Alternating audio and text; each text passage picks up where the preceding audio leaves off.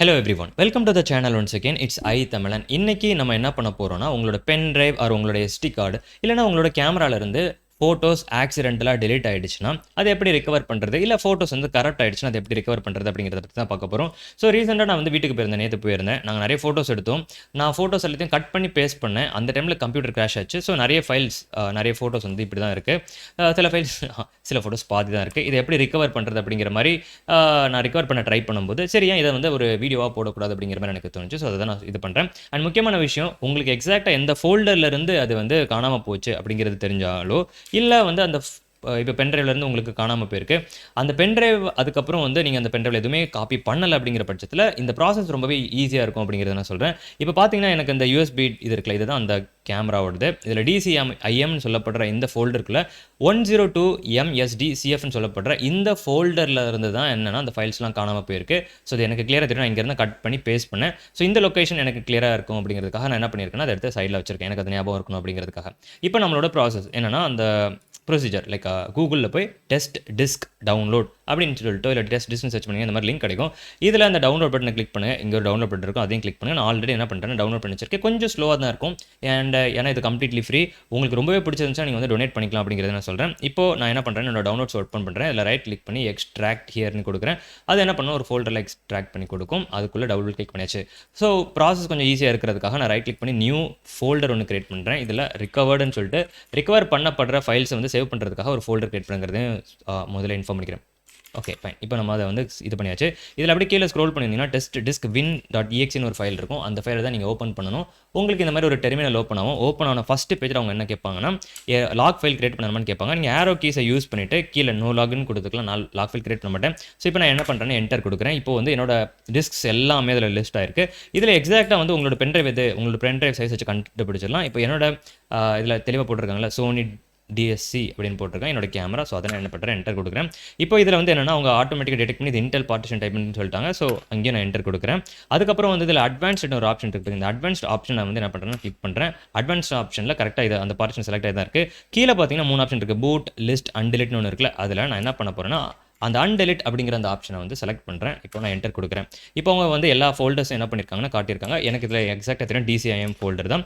DCIM ஃபோல்டருக்குள்ளேயும் நான் சொன்னல அது எனக்கு எதில் இருக்குது, ஆக்சுவலாக அந்த DCFன்னு சொல்லப்படுற இந்த ஃபோல்டர் தான் அப்படிங்கிறது எனக்கு தெரியும். நான் இதே என்ன பண்ணுறேன், என்டர் கொடுக்குறேன். இப்போ அதில் கீழே கொஞ்சம் விஷயங்கள் கொடுத்துருக்காங்க பார்த்தீங்கன்னா, left arrow to go back பின்னாடி போகிறதுக்கு, right arrow to change directory, hide ஃபைல்ன்றது குவிட் பண்ணுறதுக்குன்னு சொல்லி கொடுத்து நிறைய விஷயங்கள் கொடுத்துருக்காங்க. இதில் முக்கியமான விஷயம் என்னன்னா எல்லா ஃபைல்ஸும் செலக்ட் பண்ணுறதுக்கு ஏன்னு கொடுத்துருக்காங்க. நான் எல்லாத்தையும் செலக்ட் பண்ணுறதுக்கு இப்போ எல்லாமே செலக்ட் ஆச்சுங்கிறத காட்டியிருக்கு. உங்களுக்கு செலக்டடான சில ஃபைல்ஸ் என்ன கூட நீங்கள் செலக்ட் பண்ணிக்கலாம். பட் எனக்கு எந்தெந்த ஃபைல்னு எனக்கு கிளியராக தெரியாது. அதனால நான் எல்லாத்தையும் செலக்ட் பண்ணியிருக்கேன் அப்படிங்கிறத நான் சொல்கிறேன். இப்போ வந்து கடைசியில் என்ன கொடுத்துருக்காங்கன்னா C to copy the selected files. Capital C, இது வந்து ஸ்மால் சிங்கிறத பார்த்துக்கோங்க. ஸோ இப்போ நான் என்ன பண்ணணும்னா ஷிஃப்ட்டையும் சியையும் இது பண்ணணும்னா எந்த இடத்துல சேவ் பண்ணணும் அப்படிங்கிறத வந்து அவங்க கேட்பாங்க. இப்போ தான் நம்ம வந்து அந்த ஃபோல்டர் கிரியேட் பண்ணனால அது யூஸ்ஃபுல்லாக இருக்கும். ஸோ இதில் போய் நான் என்ன பண்ணுறேன்னா இந்த ரிகவர்ட் ஃபோல்டருக்குள்ள போய் என்டர் கொடுக்குறேன். இப்போ இந்த ஃபோல்டருக்குள்ள வந்தாச்சு. இப்போ என்ன கொடுத்துருக்காங்கன்னா திருப்பி மேலே கொடுத்துருக்காங்க பார்த்தீங்களா, capital C for when the destination is correct, capital C நான் கொடுக்குறேன். இப்போ இந்த ப்ராசஸ் வந்து என்ன பண்ணுறதுன்னா ஸ்டார்ட் ஆகுது. 3 எத்தனை ஃபைல்ஸ் வந்து அவங்க இது பண்ணியிருக்காங்க, காப்பி பண்ணியிருக்காங்க அப்படிங்கிறத வந்து என்ன பண்ணியிருக்காங்கன்னா அவங்க வந்து காட்டிட்டு இருக்காங்க. அந்த ப்ராக்ரஸ் வந்து காட்டிகிட்டே இருக்காங்க. இப்போ இதில் நிறைய விஷயங்கள்லாம் இருக்குது. லைக் டெக்னிக்கலி சொல்லணும் அப்படின்னு சொல்லி பார்த்தீங்கன்னா உங்களோட பென் டிரைவ் இருக்குது, அதோட கெப்பாசிட்டி 8GB. நீங்கள் அதை ஏதோ டெலிட் பண்ணிட்டீங்கன்னு வச்சுக்கோங்களேன், அது ஆக்சுவலாக டெலிட் ஆயிருக்காது. அது டெலிட் பண்ணுறதுக்காக இருக்குது அப்படிங்கிற மாதிரி ஒரு மார்க் தான் இருக்கும். ஸோ ஆக்சுவல் ஃபைல்ஸ் இன்னும் டெலிட் ஆகவில்லைங்கிறத புரிஞ்சுக்கோங்க. விச் மீன்ஸ் உங்களால் அந்த ஃபைல்ஸை ரிகவர் பண்ணி எடுக்க முடியும். சப்போஸ் நீங்கள் அதை டெலிட் பண்ணதுக்கப்புறம் அந்த 8GB ஃபில் ஆகிற மாதிரி நீங்கள் வந்து கண்டென்ட்டை வந்து காப்பி பண்ணி வச்சிட்டிங்கன்னா உங்களால் ஒரு ரிகவர் பண்ண உங்களுக்கு அந்த ரிகவர் பண்ணுறதோட சான்ஸ் வந்து ரொம்பவே கம்மியாக இருக்கும். சப்போஸ் நீங்கள் பாதி காப்பி பண்ணி வச்சிருக்கீங்கன்னா ஓரளவுக்கு உங்களோட ஃபைல்ஸ் கிடைக்கிறதுக்கு சான்ஸ் இருக்குங்கிறத சொல்கிறேன். பட் லைக் 100% கிடைக்கும் அப்படிங்கிறதுக்கு எந்த ஒரு கேரண்டி கிடையாதுங்கிறத சொல்கிறேன். அட் அதே டைமில் வந்து உங்களுக்கு சப்போஸ் உங்களுக்கு எந்த ஃபோல்டரில் இருக்குங்கிறது தெரியலனா கூட நீங்கள் பிளாங்காக மொத்தமாக அந்த பார்ட்டிஷனை கூட வந்து என்ன பண்ணிக்கலாம்னா அன்டெலிட் பண்ணிக்கலாம். பட் எனக்கு செலக்டிவாக அது தெரியும் அப்படிங்கிறதுனால டைம் சேவிங் அப்படிங்கிற ஒரு விஷயத்துக்காக நான் என்ன பண்ணுறேன்னா இப்போதைக்கு செலக்டடாக அந்த ஃபோல்டரை மட்டும் நான் கொடுத்துருக்கேன். எனக்கு தெரிஞ்ச அதில் எத்தனை ஃபைல்ஸ் இருக்குன்னு எனக்கு தெரியல. பட் அவங்க வந்து கிளியராக எத்தனை அவங்களால ரிகவர் பண்ண முடிஞ்சிருக்கு, எத்தனை ஃபெயிலாக இருக்குது அப்படிங்கிறத காட்டியிருக்காங்க பார்த்தீங்களா. நான் என்ன பண்ணவே இல்லைன்னா அந்த ஒன்ஸ் அந்த பிரச்சனை வந்ததுக்கப்புறம் அந்த கேமராவில் நான் இன்னும் எந்த ஒரு ரெக்கார்டிங்கும் பண்ணவே இல்லை. ஸோ எதுவுமே ஓவர் ரைட் ஆகலை அப்படிங்கிறத நான் வந்து என்ன பண்ணுறேன்னா தெளிவாக உங்ககிட்ட வந்து காட்டுறேன். ஸோ மீன்வைல் நம்மளால் என்ன பண்ண முடியும்னா இந்த இதை வந்து நான் ரைட் சைடில் எடுத்துகிட்டு இப்போ நம்மளோட ஃபைல்ஸ் இதில் எடுத்துகிட்டு நம்ம அந்த ரெக்கார்டுன்னு ஒரு ஃபோல்டர் இருக்குல்ல, இந்த ஃபோல்டர் தான் இப்போ வந்து இது எல்லாமே காப்பி ஆகிட்டு இருக்கு. ஸோ உங்களுக்கு இது பண்ணி கொடுத்தேன் அப்படின்னா லைக் அந்த ஃபைல்ஸ்லாம் ஒன்று ஒன்றா ரைட் ஆகிட்டு இருக்கிறது உங்களுக்கு தெரியுதுல்ல. ஸோ டிபெண்டிங் அப்பான் உங்களோட கம்ப்யூட்டரோட ஸ்பீட்னா உங்களோட கம்ப்யூட்டர் அண்ட் உங்களோட கேமரா உங்களோட எக்ஸ்டர்னல் டிவைஸ் கனெக்ட் ஆகிருக்க ஒரு யூஎஸ்பி இன்டர்ஃபேஸ் இருக்குல்ல, அதோட ஸ்பீடை பொறுத்து என்ன இருக்குன்னா உங்களுக்கு ஃபைல்ஸ் வந்து ஸ்லோவாகவோ இல்லை ஸ்பீடாகவோ காப்பி ஆகும் அப்படிங்கிறத நான் சொல்கிறேன். எனக்கு இதை பார்த்த உடனே தெரியுது லைக் கிட்டத்தட்ட முடிய போகுது. ஏன்னா வந்து இன்னும் கொஞ்சம் இமேஜஸ் தான் இருக்குன்னு நினைக்கிறேன். அண்ட் 139 ஓகே அப்படிங்கிற மாதிரி சொல்லியிருக்காங்க. கிட்டத்தட்ட எல்லா ஃபைல்ஸும் காப்பி ஆகிடுச்சுன்னு தான் எனக்கு தோணுது.